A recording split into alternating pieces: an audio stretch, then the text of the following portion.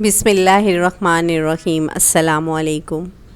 Michael Jackson ایک ایسا انسان جو نظام فطرت کو شکست دینا چاہتا تھا۔ اسے 4 چیزوں سے سخت نفرت تھی۔ اسے اپنے سیاہ رنگ سے نفرت تھی، وہ گوروں کی طرح دکھائی دینا چاہتا تھا۔ اسے گمنامی سے نفرت تھی، وہ دنیا کا مشہور ترین شخص بننا چاہتا تھا۔ اسے اپنے ماضی سے نفرت تھی، وہ اپنے ماضی کو اپنے آپ سے کھرچ کر الگ کر دینا چاہتا تھا۔ اسے عام لوگوں کی طرح 70-80 برس کی عمر میں مر جانے سے بھی نفرت تھی۔ وہ 150 سال تک زندہ رہنا چاہتا تھا۔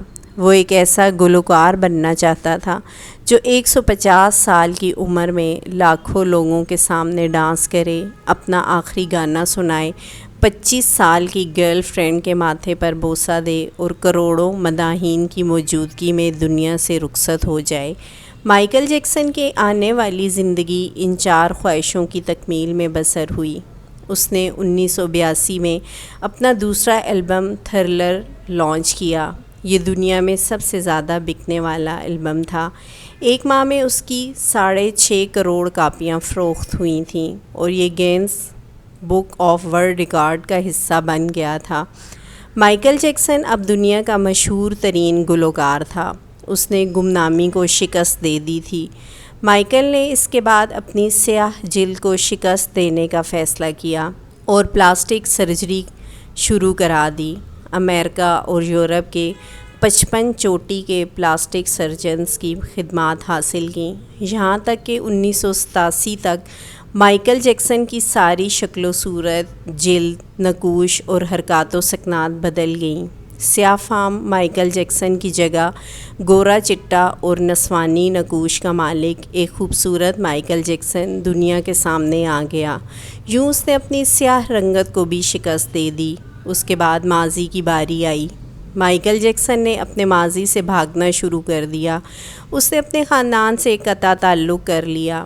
اس نے اپنے ایڈریسز تبدیل کر لیے۔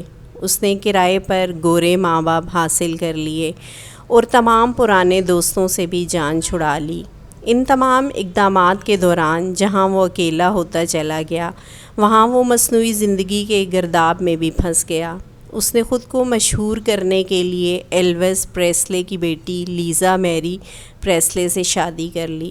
اس نے یورپ میں اپنے بڑے بڑے مجسمے بھی لگوا دیے اور اس نے مصنوعی طریقۂ تولید کے ذریعے ایک نرس ڈیبی رو سے اپنا پہلا بیٹا پرنس مائیکل بھی پیدا کر لیا۔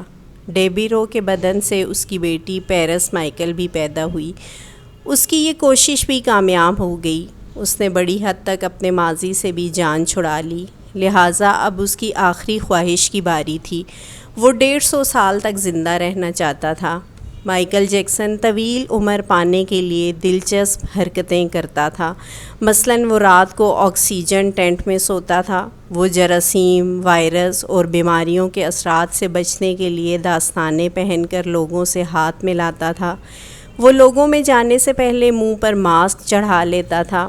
وہ مخصوص خوراک کھاتا تھا اور اس نے مستقل طور پر 12 ڈاکٹر ملازم رکھے ہوئے تھے۔ یہ ڈاکٹر روزانہ اس کے جسم کے ایک ایک حصے کا معائنہ کرتے تھے۔ اس کی خوراک کا روز لیبارٹری ٹیسٹ بھی ہوتا تھا اور اس کا سٹاف اسے روزانہ ورزش بھی کراتا تھا۔ اس نے اپنے لیے فالتو پھیپھڑوں، گردوں، آنکھوں، دل اور جگر کا بندوبست بھی کر رکھا تھا۔ یہ وہ ڈونر تھے جن کے تمام اخراجات مائیکل اٹھا رہا تھا اور ان ڈونرز نے بوقت ضرورت اپنے اعضاء اسے عطیہ کر دینا تھے۔ چنانچہ اسے یقین تھا کہ وہ 150 سال تک ضرور زندہ رہے گا۔ لیکن پھر 25 جون کی رات آئی۔ اسے سانس لینے میں دشواری پیش آئی۔ اس کے ڈاکٹرز نے ملک بھر کے سینئر ڈاکٹرز کو اس کی رہائش گاہ پر جمع کر لیا۔ یہ ڈاکٹرز اسے موت سے بچانے کے لیے کوشش کرتے رہے، لیکن ناکام ہوئے تو اسپتال لے گئے۔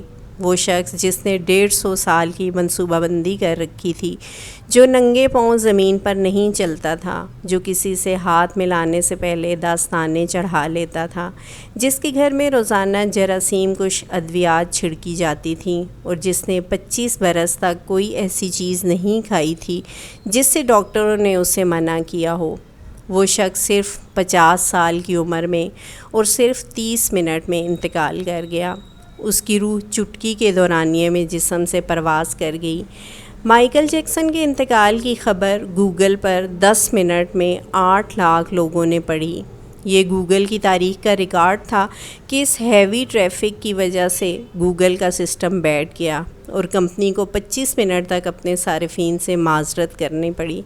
مائیکل جیکسن کا پوسٹ مارٹم ہوا تو پتہ چلا کہ بہت زیادہ احتیاط کی وجہ سے اس کا جسم ڈھانچہ بن چکا تھا، وہ سر سے گنجا ہو چکا تھا، اس کی پسلیاں ٹوٹی ہوئی تھیں، اس کے کولہے، کندھے، پسلیوں اور ٹانگوں پر سوئیوں کے بے تحاشا نشان تھے۔ وہ پلاسٹک سرجری کی وجہ سے پین کلرز کا محتاج ہو چکا تھا، چنانچہ وہ روزانہ درجنوں انجیکشن لگواتا تھا، لیکن یہ انجیکشنز، یہ احتیاط اور یہ ڈاکٹرز بھی اسے موت سے نہیں بچا سکے، اور وہ ایک دن چپ چاپ اس جہان سے چلا گیا اور یوں اس کی آخری خواہش پوری نہ ہو سکی۔ مائیکل جیکسن کی موت ایک اعلان ہے۔ انسان پوری دنیا کو فتح کر سکتا ہے لیکن وہ اپنے مقدر کو شکست نہیں دے سکتا۔ وہ موت اور اس موت کو لکھنے والے کا مقابلہ نہیں کر سکتا۔ چنانچہ کوئی راک سٹار ہو یا فرعون، 2 ٹن مٹی کے بوجھ سے نہیں بچ سکتا، وہ موت کو شکست نہیں دے سکتا۔ لیکن حیرت ہے کہ ہم مائیکل جیکسن کے انجام کے بعد بھی خود کو فولاد کا انسان سمجھ رہے ہیں۔ ہمارا خیال ہے ہم موت کو دھوکہ دے دیں گے، ہم 150 سال تک ضرور زندہ رہیں گے۔ اللہ کریم ہمیں عمل کی توفیق بخشے اور اپنی حفظ و امان میں رکھے، آمین ثم آمین۔